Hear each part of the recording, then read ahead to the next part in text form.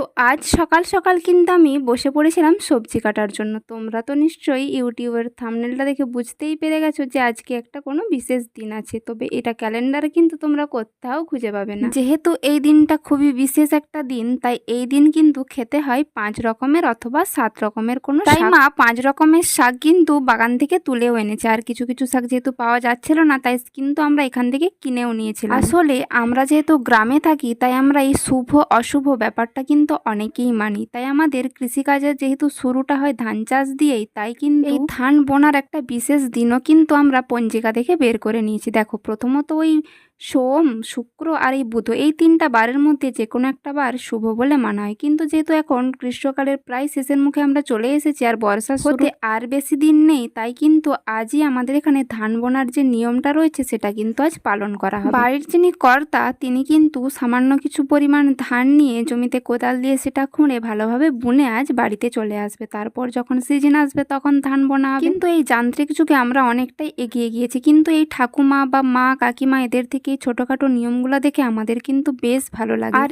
এই উপলক্ষেই কিন্তু বাড়িতে বেশ বিশেষ বিশেষ পদ রান্না হয়, যেমন 3 অথবা 5 রকমের ভাজা, 7 অথবা 5 রকমের শাক, এইসব কিন্তু রান্না অবশ্যই করতে হয়। আর জানো তো, আজ কিন্তু অবশ্যই পায়েস রান্না করতেই হয়। এটাই কিন্তু এই বিশেষ দিনের সবচেয়ে বড় আকর্ষণ। তাই আমি কিন্তু সকাল সকাল বসে গিয়েছিলাম এই সবজি শাক যা কিছু আছে সেগুলো সব কিন্তু ভালোভাবে কেটে কুটে পরিষ্কার করে রেখে দেওয়ার জন্য। আসলে কি বলতো, আমি সেরকম কোনো কাজ না পারলেও আমার মা কিন্তু একাই সব দিকটা সামলে নেন। কিন্তু ওই একটু হেল্প করার জন্য আমি কিন্তু এই কাটাকাটির ব্যাপারটা মা কিন্তু আজ এই পাশ ওই পাশ ঘুরে বা আমাদের বাগান থেকে মোটে 4 রকমের শাকই পেয়েছিল। আর আমাদের এইখান দিয়ে যাচ্ছিল একটা শুশনি শাক বিক্রেতা। তো মা বলল যে 5 রকমের শাক না হয় করাই যাবে, কিন্তু শুশনি শাকটাই কিনে নিলে 7 রকমের শাক তো কোনোভাবেই করা যাচ্ছে না। আর কাজের জন্য এদিক ওদিক বেশি দূর যেতেও পারছিল না, তাই কিন্তু শুশনি শাকটা আমরা বাড়িতেই কিনে নিয়েছিলাম। আর জানো তো, শাকটা এতটা ফ্রেশ ছিল যে তোমাদের কি বলবো। শুধুমাত্র যে শাকের মধ্যে বড় বোঁটাগুলো ছিল ওইগুলোই শুধুমাত্র ছাড়িয়ে দিয়ে একদম রান্নার উপযোগী হয়ে গিয়েছিল। তারই মধ্যে কোনো পোকা বা অন্য কিছু রয়েছে কিনা সেটা দেখার জন্য আমি কিন্তু খুব ভালোভাবে বেছে বেছে এই শাকগুলো এই ঝুড়ির মধ্যে তুলে রাখছিলাম। প্রথমে তো তোমাদের সব রকমের শাক আমি দেখিয়েই নিয়েছি। আর মা কিন্তু এইখানের গাছ থেকে পেরেছিল সজনে শাক, তো সেগুলোতে কিন্তু কখনো কখনো পোকা থাকে, তাই সেগুলো ভালোভাবে দেখে তারপরই ভালোভাবে বেছে ঝুড়ির মধ্যে রেখেছিলাম। যেহেতু আজ 5 মেশালি শাক হবে, তাই সব শাকগুলো কিন্তু আমি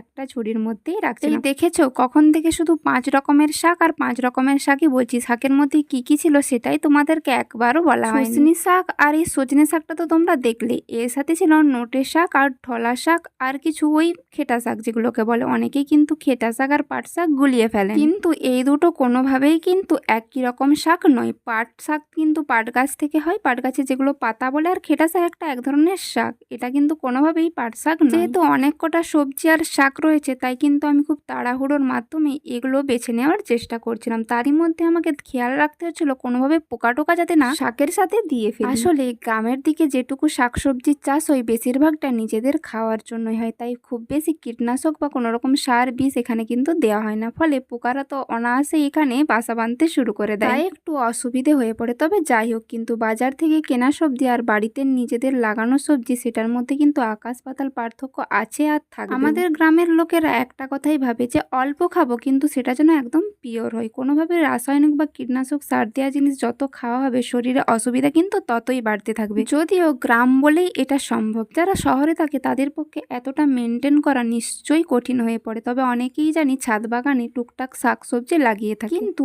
আমাদের যতটুকু জমি রয়েছে তার মধ্যে কিছুটা অংশ শুধুমাত্র এই শাকসবজি লাগানোর জন্যই রয়েছে, আর বাকিটা তো চাষের জন্য, যেখানে আমাদের প্রয়োজনীয় চাষের জিনিসটা আমরা রেখে বাকিটা বাজারে বিক্রি করে। তবে চাষের জিনিসের কিছু কিছু জায়গায় কিন্তু আমরা অবশ্যই রাসায়নিক সার ব্যবহার করে থাকি, কেননা আমরা সম্পূর্ণ এই চাষের উপর নির্ভর করেই থাকি। তা যদি একটু নষ্ট হয়ে যায় আমাদের চাষিদের খুব বিপদ হয়ে পড়ে। এমনিতে তো ফসলের তেমন কোনো দাম পাওয়া যায় না, কষ্ট করে চাষ করার পরেও যেটুকু ভালো ফসল হয় সেটুকুর দাম যথার্থ না পাওয়া, আর যদি কোনো পোকা বা পচে যাওয়ার রোগ থাকে তখন কিন্তু রাসায়নিক সার ব্যবহার না করলেই নয়। এমনটা হয়তো সকলেই করে থাকে। আমাদের গ্রামে যে সমস্ত কিছুটা চাষ হয় এমন নয়, কিছু কিছু জিনিস কিন্তু আমরাও বাজার থেকে কিনে খাই, সেক্ষেত্রেও আমরা দেখি যে অনেকেই রাসায়নিক সার ব্যবহার করে তবেই কিন্তু ভালো ফসল ফলান। তবে অত্যাধিক মুনাফা লাভের আশায় অতিরিক্ত রাসায়নিক সার দেওয়া কাজের কথা নয়। দেখো তোমাদের সাথে কথা বলতে বলতে কিন্তু আমার বেশ কিছু শাক এখনই বাছা হয়ে গিয়েছে, আর আমি কিন্তু ভাজার মধ্যে করলা আর সবজি কাটতে কাটতে আমি জানতে পারলাম যে আমার বাবার মামা এসেছেন নাকি তাদের গাছের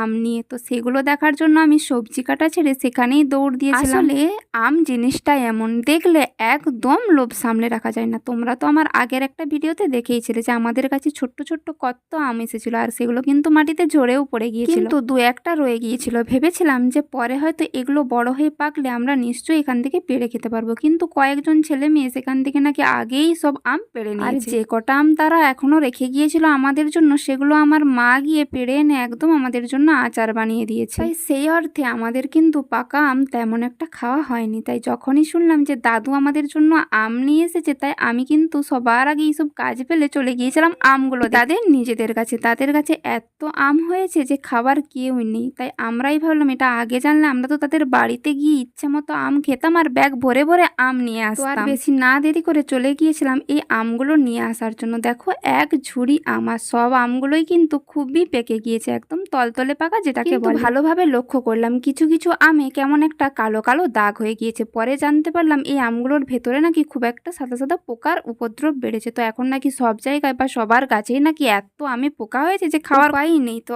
আমি কিন্তু একটা ভালো দেখে আম বেছে নিয়ে চলে গিয়েছিলাম সেটা ভালোভাবে ধুয়ে নেওয়ার জন্য। তো আমি এখানে প্রথমে এক ঝুড়ি আম দেখবো আর খাবো না, সেটা কখনো হয়? তোমরা এই আমটাকে ভালোভাবে ধুয়ে নেওয়ার পর লক্ষ্য করলাম আমের গায়ে কিন্তু এখনো ছোট্ট ছোট্ট কালো দাগ রয়েছে। তো প্রথমে ভাবছিলাম যে আমটা তো নিলাম, এর ভেতরে যদি পোকা হয় তাহলে আমার আর খাওয়াই হবে। ভালোভাবে ধুয়ে নেওয়ার পর কিন্তু আমটা আমি আগে ছাড়িয়ে দেখছিলাম যে কোনোভাবে কোনো পোকা আছে কিনা। দেখো আমের মধ্যে পোকা কিন্তু খুব একটা লক্ষ্য করা যায় না, একদম সাদা সাদা ছোট্ট ছোট্ট। কিন্তু আমটা ছাড়ানোর পর দেখে তো আমি অবাক, আমটা এত সুন্দর হয়ে পেকেছে যে তোমরা তো দেখতেই পারছো। আমটা পুরোপুরি ভালোভাবে ছাড়িয়ে নেওয়ার পর আমি কিন্তু কোনোভাবে আর লোভটা সামলাতে পারছিলাম না। তাই ভালোভাবে আমটা ছাড়িয়ে নেওয়ার পর প্রথমেই কিন্তু আমটা আমি টেস্ট করে দেখলাম যে আমটা কেমন খেতে। আমার আমটা কেমন লেগেছে সেটা তো তোমরা আমার এক্সপ্রেশন দেখলেই বুঝতে পারবে। অপেক্ষা করো, এই যে দেখো আমি আমটা কিন্তু এখন খেয়ে তোমাদেরকে দেখো। পাকা আম আর সেটা মিষ্টি, এর স্বাদ সত্যি ভাষায় প্রকাশ করা যায় না। আর আম খেতে আমার এত ভালো লাগে, সেটা কাঁচা হোক বা পাকা। এত সুন্দর একটা মিষ্টি আর পাকা আম খেয়ে তো মনটা ভরেই গিয়েছে। তোমাদের আম খেতে কেমন লাগে অবশ্যই কমেন্ট করে জানাও। দেখো আমটা আমি পুরোপুরি একদম খেয়ে ফেলেছি। এই পাকা আমটা খাওয়ার পর মাইন্ড আর মন দুটোই যেন একদম রিফ্রেশ ফিল করছিলাম। তো তারপর আমি চলে এসেছিলাম বাকি যে সবজি কাটাটা বাকি ছিল সেটা কেটে নেওয়ার জন্য। বাট এই সবজিগুলো কেটে